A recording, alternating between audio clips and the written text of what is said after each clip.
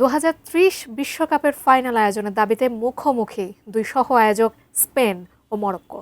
পরিস্থিতি বুঝে এখনই চূড়ান্ত সিদ্ধান্ত নিতে চাইছে না ফিফা।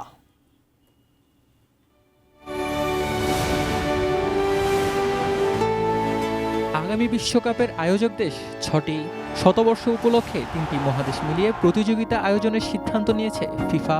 প্রথম বিশ্বকাপের স্মৃতি ফেরাতে আর্জেন্টিনা, উরুগুয়ে ও প্যারাগুয়েতে হবে প্রথম 3টি ম্যাচ।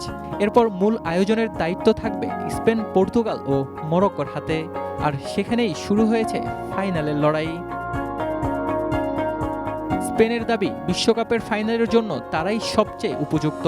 ফুটবল ঐতিহ্য, সাম্প্রতিক সাফল্য এবং আধুনিক পরিকাঠামো সব দিক থেকেই এগিয়ে তারা। 2026 বিশ্বকাপের চ্যাম্পিয়ন স্পেনের অন্যতম বড় বাজি মাদ্রিদের সান্তিয়াগো বার্নাব্যু। সংস্কারের পর বিশ্বের অন্যতম আধুনিক স্টেডিয়াম হিসেবে আত্মপ্রকাশ করেছে রিয়াল মাদ্রিদের এই আঁতুড় ঘর।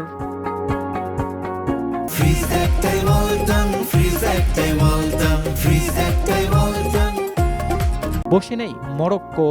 তাদের যুক্তি, বিশ্বকাপের আয়োজনের পালা অনুযায়ী এবার আফ্রিকার প্রাপ্যতা রয়েছে। 2010 সালের পর আফ্রিকা আর বিশ্বকাপ আয়োজন করেনি। এছাড়া বিশ্বকাপের জন্য আফ্রিকার দেশটি তৈরি করছে অত্যাধুনিক হাসান টু গ্র্যান্ড স্টেডিয়াম।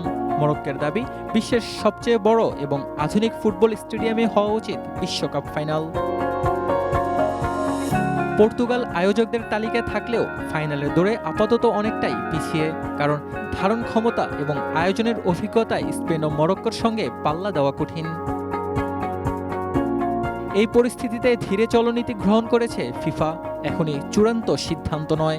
মরক্কোর নতুন স্টেডিয়ামের কাজ কতটা এগোয়, আয়োজনের প্রস্তুতি কেমন হয়, সবকিছু বিচার করেই সিদ্ধান্ত নেবে বিশ্ব ফুটবলের নিয়ন্ত্রক সংস্থা।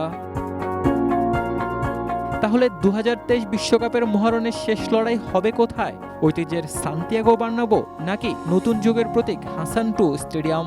উত্তর দেবে সময়, আর শেষ কথা বলবে FIFA. Mahmud Ibrahim, sports desk, ATN news.